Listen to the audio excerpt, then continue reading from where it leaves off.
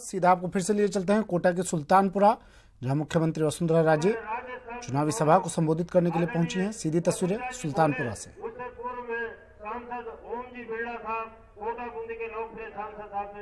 और अब मुख्यमंत्री यहां मौजूद लोगों को संबोधित करेंगी, बताएंगे अपनी सरकार की उपलब्धियां, 5 साल में क्या कुछ सरकार ने किया और आगे क्या विजन है सरकार का। अगर सत्ता में आती हैं तो मुख्यमंत्री लगातार अपनी उपलब्धियां चुनावी सभाओं के जरिए लोगों तक पहुंचा रही हैं। साथ ही विपक्ष पर निशाना साधना भी मुख्यमंत्री नहीं भूलती हैं, बताती हैं उन्हें कि किस तरह से। और ये मुख्यमंत्री के साथ ममता शर्मा मौजूद हैं, ओम बिरला यहाँ पर मौजूद हैं, पार्टी के कई प्रमुख चेहरे इस सभा में, और बड़ी संख्या में लोग यहाँ पहुंचे हैं मुख्यमंत्री को सुनने के लिए। और अब मुख्यमंत्री आज घोषणा पत्र भी कांग्रेस ने अपना जारी किया है। उस घोषणा पत्र को बीजेपी के तमाम नेता उस घोषणा पत्र को नकल बता रहे हैं और उसका भी जिक्र इस सभा में किया जा सकता है। मुख्यमंत्री वसुंधरा राजे कोटा के सुल्तानपुरा में बीजेपी की जनसभा, लगातार सुबह से रैलियों का, सभाओं का दौर मुख्यमंत्री का जारी। एक एक कर कई सभाओं को संबोधित मुख्यमंत्री ने आज किया और ये दौर आ पहुंचा है अब कोटा तक। कोटा के सुल्तानपुरा में है इस वक्त मुख्यमंत्री वसुंधरा राजे। शिक्षा नगरी कहा जाता है कोटा को। शिक्षा को लेकर भी मुख्यमंत्री बात कर सकती हैं, एजुकेशन को लेकर भी बता सकती हैं अपनी सरकार की उपलब्धियां और आगे विकास का रोड मैप जनता के सामने मुख्यमंत्री रखेंगी। विपक्ष पर, प्रतिपक्ष पर निशाना साधा जाएगा। आज कांग्रेस और बीजेपी दोनों ही पार्टियां और तमाम वो दल जो इस चुनावी मैदान में ताल ठोक रहे हैं, लगातार चुनावी प्रचार का दौर सभी का जारी। मुख्यमंत्री की सुबह से कई सभाएं, कोटा अब मुख्यमंत्री पहुंची हैं सभा को संबोधित करने के लिए। बीजेपी प्रत्याशी के समर्थन में मुख्यमंत्री वसुंधरा राजे की सभाओं का दौर, और अब मुख्यमंत्री यहां मौजूद लोगों को संबोधित करेंगी। इस सभा को, जनसभा को संबोधित करेंगी मुख्यमंत्री वसुंधरा राजे। सीधी तस्वीरें कोटा के सुल्तानपुरा से।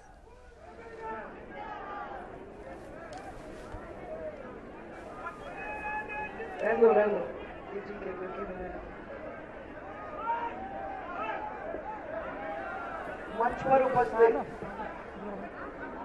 हमारे सांसद श्री ओम जी, इस क्षेत्र की प्रत्याशी श्रीमती ममता जी, हमारे प्रदेश के उपाध्यक्ष प्रहलाद जी, हमारे जिलाध्यक्ष जयवीर जी, पूर्व कलेक्टर बूंदी के और मेरे साथ बहुत सहयोग करने वाले श्री अमर सिंह जी, पूर्व प्रधान और जिन्होंने लगातार मेहनत की है मानवेंद्र सिंह जी, प्रदेश मंत्री हमारे हरेंद्र शर्मा जी, धन्यवाद देना चाहती हूँ जैन सिंह जी और बद्री जी। ये सब लोगों ने पूरी तरह से ममता जी के साथ देकर और इस चुनाव के अंदर अपनी मेहनत करने में कोई कोर कसर नहीं छोड़ी। प्रभुलाल जी महावर, हमारे पूर्व विधायक, जो मुझे मालूम है कि पूरी तरह से लगे हुए हैं। अमीन पठान, जिनके पूरे राजस्थान मांग कर रहे थे, उन्होंने थोड़ा समय अपने को भी दिया है। ओ भाई भाई अभय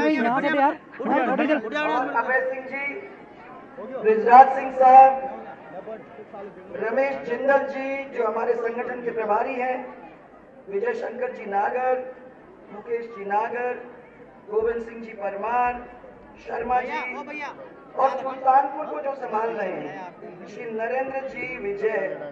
आप लोग सब जो आज मंच पर उपस्थित हो, सब लोग जो बैठे हो, उनको सबको मैं प्रणाम करती हूँ। परंतु मेरे सामने मेरी माताएं बहनें, आप लोग सबको और मेरे सब भाई और बुजुर्ग जो इधर बैठे हुए हैं, उन लोग सबको मेरा बहुत सारा प्रणाम। और एक जोरदार नारे के साथ अपन ये काम चालू करेंगे। भारतीय जनता पार्टी जोरदार। मेरे को तो ये आवाज जयपुर तक पहुंचानी है, और आप तो छाए में बैठे हो, हम तो धूप में खड़े हैं। हमारी आवाज आपसे ज्यादा नहीं होनी चाहिए, इसलिए जोरदार तरीके से मेरे साथ भारतीय जनता पार्टी, भारत माता की। आप लोग तो बहुत अच्छे जोरदार तरीके से भारत माता की जय करते हो। आजकल ये बहुत वायरल हो रहा है। हमारे कुछ दोस्तों को भारत माता की जय बोलने में मेहनत होती है। मैंने सुना है कि बीकानेर के अंदर हमारे बीडी कल्ला साहब जब ये भारत माता की जय बुलाई जा रही थी तो मुश्किल हो रहा था भारत माता की जय बोलना। भाइयों और बहनों, जो लोग भारत माता की जय कहने में मुसीबत पाते हैं, वो आपकी और हमारी क्या देखभाल करेंगे आगे चल के। मैं यहीं से शुरू करना चाहती हूँ और आपको सबको याद दिलाना चाहती हूँ कि बस 10 दिन बाकी बच रहे हैं। 10 दिन के अंदर आप लोग सबको जाके वो वोट का बटन दबाने की कोशिश करनी है और जोरदार तरीके से कमल के फूल को जिताकर भेजने का काम आपको करना है। ममता जी ने तो पूरे जो काम है और यहाँ के चिट्ठे हैं वो सबको आपको बता दिया। ओम जी ने पूरी बात आपके सामने रख दी। मैं तो सिर्फ 2-3 बात आपके सामने कहना चाहती हूँ कि हम सबको अब खाली कोरे नारों के अंदर बंद के नहीं, हमको विकास के साथ जुड़ने का काम करना है।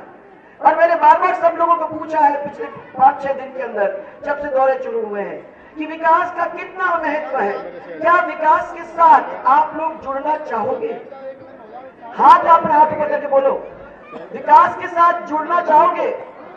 अभी ओम जी ने मेरे को ये कहा कि टेल तक पानी पहुंचाने का काम अपने को करना है, महाविद्यालय लाने का काम अपने को करना है। हमको इन्होंने कहा सुल्तानपुर के अंदर नगर पालिका लाने का काम करना है।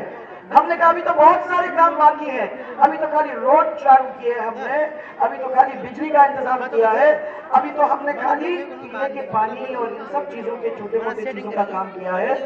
आपके स्कूल्स को बढ़ाने का काम किया है, आपके महिलाओं को सुदृढ़ बनाने का काम किया है, परंतु इस क्षेत्र के और बहुत सारे काम है अभी हम लोगों को करना है। और माताएं बहनें, सबसे पहले तो मैं आप लोगों को ये कहना चाहती हूँ कि महिला होने के नाते मुझे मालूम है कि हमारी महिलाओं को ताकतवर और शक्तिवान बनाने का कितनी जरूरत है। और इसीलिए सोचते हुए आपको बचपन से लेके बुढ़ापे तक किस तरीके से मजबूती दें और कैसे आपको सुदृढ़ बनाने का काम करें, उसको सोच के आपकी बच्ची जब पैदा होती है तब से लेकर 2,500 रुपए उसके हाथ में देकर और 12 साल में उसके 50,000 नगद रुपया उसके हाथ में दिलाकर हम ये देख लेते हैं कि उसकी पढ़ाई के अंदर उसको किसी के सामने जाके गिड़गिड़ाने की जरूरत न हो।